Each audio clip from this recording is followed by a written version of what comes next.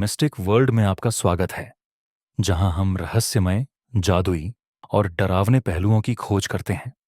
आज हम गहराई से चर्चा करेंगे नेटफ्लिक्स की नई हॉरर फिल्म टरॉट की। यह एक ऐसी फिल्म है जिसने अपने भयानक कथानक, हैरान कर देने वाले प्राणी डिजाइनों और डरावनी कहानी के साथ दर्शकों को मंत्रमुग्ध कर दिया है। इस वीडियो में हम आपको फिल्म की कहानी समझाएंगे, इसमें दिखाए गए टैरो कार्ड्स के गहरे अर्थ बताएंगे और उस रहस्यमय अंत को भी सुलझाएंगे। तो तैयार हो जाइए, क्योंकि यह सफर डरावना होने वाला है। और हां, स्पॉइलर अलर्ट।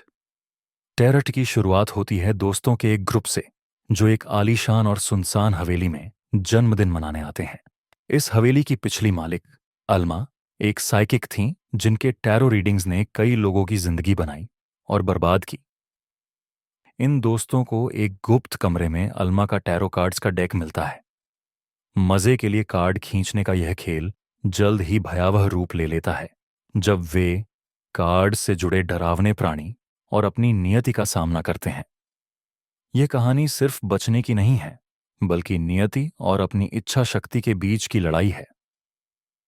चलिए, अब उन टैरो कार्ड्स के बारे में बात करते हैं जो इस फिल्म में दिखाए गए हैं।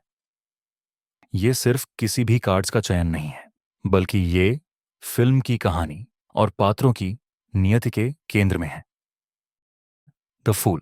सबसे पहले यह कार्ड क्रिस, जो ग्रुप का सबसे संदेहवादी है, खींचता है। पारंपरिक रूप से और फूल मासूमियत, नई शुरुआत और साहसिक कदमों का प्रतीक है, लेकिन फिल्म में यह कार्ड मासूमियत और खतरे के बीच की अज्ञानता को दर्शाता है। क्रिस का मजाकिया रवैया उसे एक डरावने कंकाल जैसे जोकर से मिलवाता है, जो उसे झूठी सुरक्षा में लुभाता है और फिर उसे अंधकार में खींच लेता है। 2. The high priestess. High priestess, जो सारा खींचती है, अंतर्ज्ञान, रहस्य और छुपे हुए ज्ञान का प्रतीक है।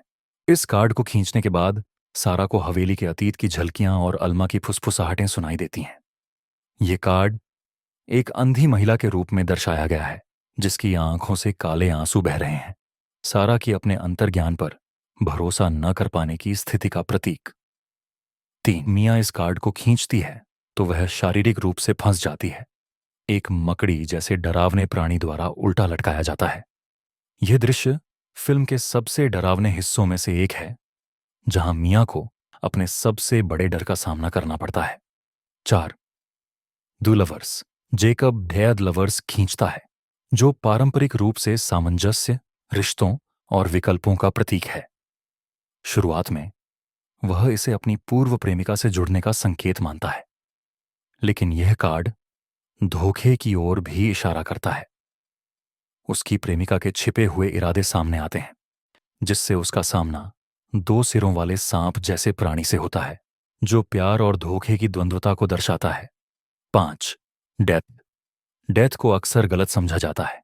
यह शारीरिक मृत्यु का संकेत नहीं देता, बल्कि बदलाव, अंत और पुनर्जन्म का प्रतीक है। क्लाइमेक्स में हेली यह कार्ड खींचती है।